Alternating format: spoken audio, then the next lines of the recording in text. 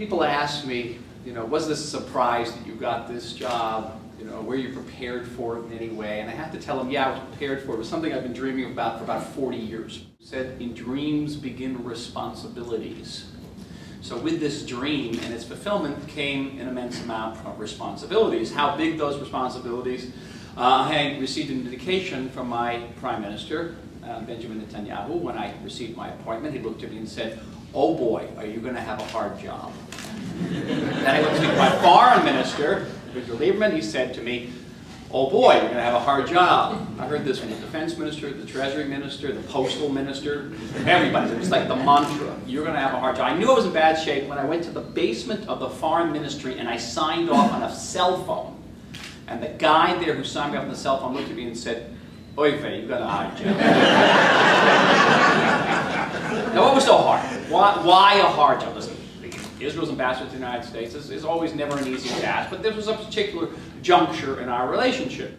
Israelis had gone to the polls, and they had elected a government that was center-right of center, even though it has center-left of center elements in it, such as the Labor Party, generally center-right of center. Americans had gone to the polls and elected a center-left of center government under President Barack Obama.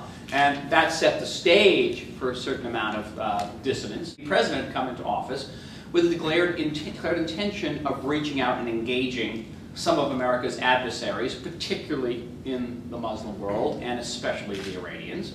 There was a declared intention to work more closely with international organizations such as the UN, organizations that bear the imprimatur of human rights. Not all of these accord with the way Israel conducts its foreign policy. We've had some issues, needless to say, with the UN and with certain civil rights organizations sponsored by the UN.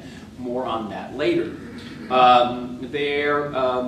Was the president's stated intention to focus on the peace program, on the peace process, but with an emphasis on curtailing Israel's construction activity in the settlements, on the question of Jerusalem, creating a Palestinian state which was unqualified, uncircumscribed in terms of its sovereign powers. And all of these issues could have set the stage for some significant friction between us. My sister-in-law, Joan Devaney, a day school teacher from a Jewish day school in New Haven, had come to Israel on a Melton scholarship to Hebrew University, gotten onto a bus in Jerusalem, the number 9 bus, and never arrived at the university, killed by a suicide bomber. My oldest son, Yoav, was 2 weeks short of his discharge from an elite unit in the Israeli army, was shot at close range by a Hamas commander in Hebron. A person who had ordered the previous day a double suicide bombing in Beersheba, killed 16 Jews. By the way, he's fine. He's studying Chinese today at Columbia, but it was touch and go there for a while. So all of this was intensely personal for us. This was our fear. It wasn't abstract. There was another fear, and that is that the creation of a Palestinian state that was not based on mutual recognition and acceptability of the Jewish state, acceptance of the Jewish state, would keep the door open to continued claims from the Palestinians, and the conflict would never end. We recognize that there is a Palestinian people. We recognize the Palestinian people have an historic right to a state in what they regard as their homeland. This is also our homeland. This is the ancestral land of the Jewish people. These are our tribal lands. And what we want is for the Palestinians to recognize the fact that we are a people with historic right to a state in our homeland. Because only with that reciprocity, only with that mutuality, would there ever be an end to the conflict and an end to claims. All of a sudden, the thinking changes. It's not an Israeli problem, it's not an Arab problem, it's a world problem, and it's an American problem. And the administration decided that it would, at the time of the reassessment in its talks with the Iranians, that it would also prepare a package of what Secretary Clinton called crippling sanctions against Iran. And the administration engaged with Israel very, very closely and cooperated with us in formulating these sanctions that would target Iran's ability to conduct business internationally, for Iranian leaders to travel abroad, to acquire refined petroleum products. Iran's got an immense amount of oil, but many of it is refined. They have to send it abroad, get it refined, send it back. And the feeling was that if before the events of June, the cab driver in Tehran runs out of gasoline and gets out of his car and starts cursing the United States and the Zionists and the rest of the Western world. Now, when that cab driver runs out of gas, he's going to get out of his gasless cab and start cursing his own nation.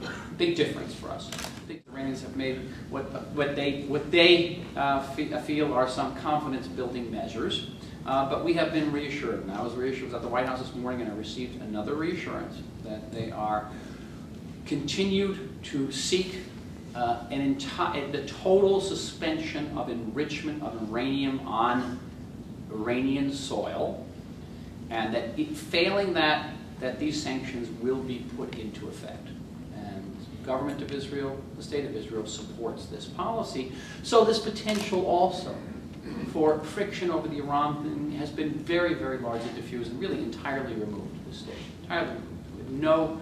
Right now, no daylight between us on the Iranian issue. Now that the President, when he was a candidate, supported the continued package of $30 billion in military aid over the next 10 years, and really never missed an opportunity to reaffirm his personal support. I was in the Oval Office with the Prime Minister when he said, "I not only value Israel as a strategic value." I want to get his exact words.